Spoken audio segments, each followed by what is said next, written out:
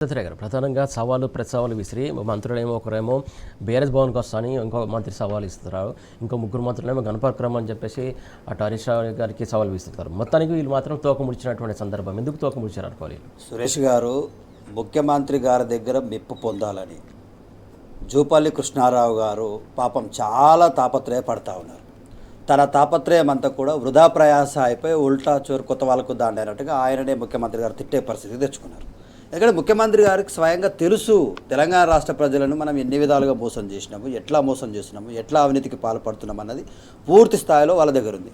పోయి బీఆర్ఎస్ నాయకులతో పెట్టుకోవడం అంటే కొరివితో తలదువ్వుకోవడమే. ఇవాళ నిన్న అదే జరిగింది. మేము చాలా స్పష్టంగా చెప్తా ఉన్నాం. జూపల్లి కృష్ణారావు గారు సవాలు విసిరినటువంటి మంత్రి ఎక్కడికి వస్తా అని చెప్పిండు? తెలంగాణ భవన్కు బీఆర్ఎస్ కేంద్ర కార్యాలయానికి వస్తా అన్నాడు. మేము బారున దర్వాజాలు తెరిచిపెట్టినాం. ఒక కుర్చీ వేసినాం, ఒక పుష్పగుచ్చం రెడీ చేసినాం, ఒక శాల్వా రెడీ చేసినాం. మా నాయకులు కేటీఆర్ గారు 1000 కళ్ళతో ఎదురు చూసి, రావయ్యరా నువ్వు నిజంగానే నువ్వు వస్తే నువ్వు చేసింది ఏంది, మేము చేసింది ఏంది, ప్రజలకు తెల్లమైపోతుంది. నువ్వు ఇవాళ మా మీద ఆరోపణలు చేస్తూ సవాళ్ళు విసురుతూ పారిపోవడం కాదు, ఇవాళ ఏదో మీరో మేమో తేలిపోవాలి, తెలంగాణ ప్రజలకు వాస్తవం ఏందో తెలవాల్సినటువంటి అవసరం ఉంది అని చెప్పేసి సవాలు విసిరారు. మేమేం సబ్జెక్టు లేకుండా మీలాగా అసెంబ్లీకి ప్రిపేర్ లేకుండా రాము కదా. మా నాయకులందరూ కూడా పూర్తి స్థాయిలో ఏ అంశం మీద చర్చ పెట్టినా కూడా మాట్లాడడానికి వందలాది వేలాది పేపర్లను రీడ్ చేసి స్టడీ చేసి జీవోలన్నింటినీ కూడా కులంకషంగా వివరించి వాళ్ళ చర్చలకు వస్తారు. వాళ్ళ కేటీఆర్ గారు ఇక్కడ మా కేంద్ర కార్యాలయం బీఆర్ఎస్ భవన్లో వెయిట్ చేస్తూ ఉంటే హరీష్ రావు గారు చలో మరి కొంతమంది మంత్రులు మేము గన్ పార్క్ కాడికి వస్తాం అంటున్నారు కదా, గన్ పార్క్ కాడికి వస్తున్నాం చలో అని చెప్పేసి మా నాయకులు గన్ పార్క్ కాడికి బయలుదేరారు. మరి జూపల్లి గారు ఏమో గాంధీ భవన్లో దాక్కున్నారో లేకపోతే మినిస్టర్ క్వార్టర్లో దాక్కున్నారో తెలియదు.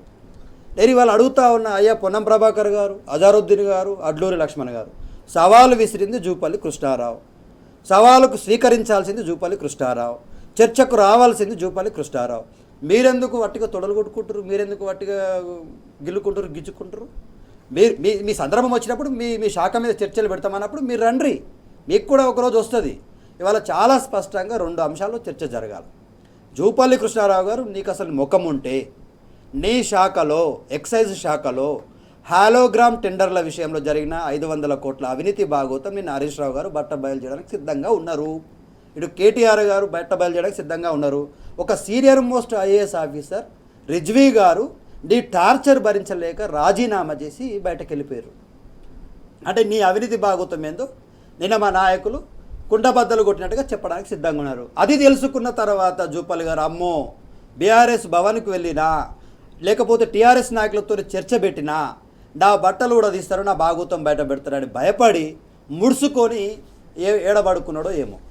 ఇక దానికి ఈయన పక్కకు జరిగిన తర్వాత మేమున్నామని చెప్పేసి వీళ్ళు పొన్నం ప్రభాకర్ అన్న గారు, అజారుద్దీన్ గారు, అడ్లూరి లక్ష్మణ్ గారికి నిజంగానే ఫేస్ వాల్యూ ఉంటే నిన్న మా నాయకులు ఆర్ఎస్ ప్రవీణ్ కుమార్ గారు ఫ్రమ్ ద బిగినింగ్ నుంచి ఎస్సీ ఎస్టీ విభాగానికి సంబంధించినటువంటి సోషల్ వెల్ఫేర్ టెండర్లలో 2000 కోట్లు మీరు విడుదల చేస్తే అందులో మీరు అవినీతికి పాల్పడ్డారు నాయన, ఇగో ఆధారాలు, ఈ విధంగా మీరు టెండర్లు నీ నోటితోటే ఒకసారి 600 కోట్లని, ఒకసారి 1100 కోట్లని, ఇంకోసారి 400 కోట్లని 3 సార్లు మాట మార్చినటువంటి అడ్లూరి లక్ష్మణ్ నువ్వు సమాధానం చెప్పాల్సిన అవసరం ఉంది.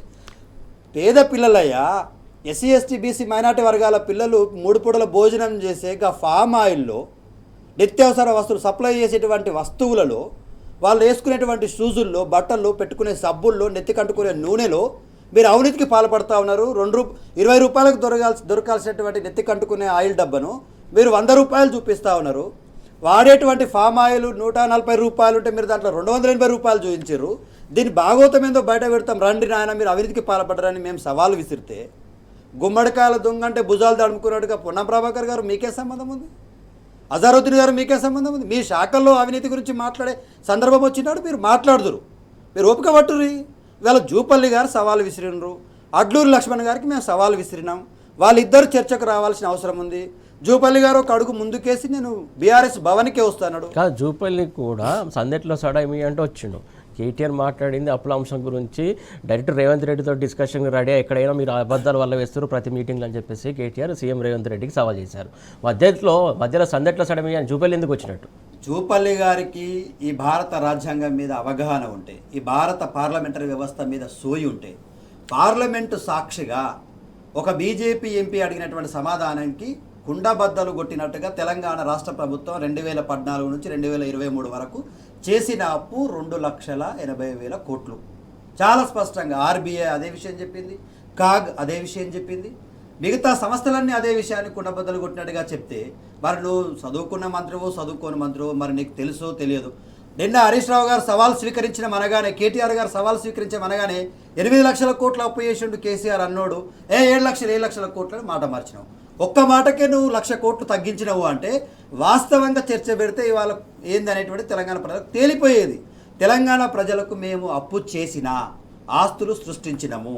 తెలంగాణ రాష్ట్రంలోని ఏ జిల్లాకైనా పోదాం, ఏ గ్రామ పంచాయతీకైనా పోదాం, గ్రామ పంచాయతీ రోడ్ల నిర్మాణం కానీ, లేకపోతే నాలాల నిర్మాణం కానీ, పల్లె ప్రకృతి వనాల నిర్మాణం కానీ, గ్రామ పంచాయతీలకు ట్రాక్టర్లు ఇచ్చిన తీరు కానీ, విద్యుత్ 24/7 ఇచ్చినటువంటిది కానీ, సబ్స్టేషన్ల నిర్మాణం కానీ, 24/7 మిషన్ భగీరథ ద్వారా ఇచ్చినటువంటి తాగునీరు కానీ, మిషన్ కాకతీయ ద్వారా తీసినటువంటి చెరువుల పూడికతీత కానీ, ఇవాళ గ్రామాలన్నీ కేసీఆర్ గారి ప్రభుత్వంలో వైభవంగా జీవించిండ్రు.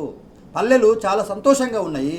ముదిరాజులకు చేపలు, యాదవులకు గొర్రెలు, ఆర్థిక పరిపాలన జరిగింది, మాది ఆర్థిక పరిపుష్టి జరిగింది. మరి మీకు ఏ రోగమైందో నాకు అర్థం కాదు. అవన్నీ బంద్ చేస్తుంది. పోనీ వ్యవసాయానికి సంబంధించిన రైతుల విషయంలో మేము కమిటెడ్గా రైతులకు 24/7 నాణ్యమైన విద్యుత్ ఇచ్చినాము. రైతులకు సకాలంలో రుణమాఫీ చేసినాము. 30,000 కోట్ల రుణ మాఫీ చేసినాము. అట్లాగే 73 కోట్ల రైతు బంధు నిధులు ఇచ్చినాము. అట్లాగే తెలంగాణ రైతులకు రైతు బీమా ఇచ్చినాము. ఇవాళ రైతు బీమాకి సంబంధించి ప్రీమియం కట్టగా 7,600 చనిపోయిన రైతు కుటుంబాలు 1000 కళ్ళతో ఎదురు చూస్తున్నాయి. నీకు ఆ పాపం తెలగదు రేవంత్ రెడ్డి? గా రైతు కుటుంబాల ప్రీమియం అమౌంట్ కట్టవా?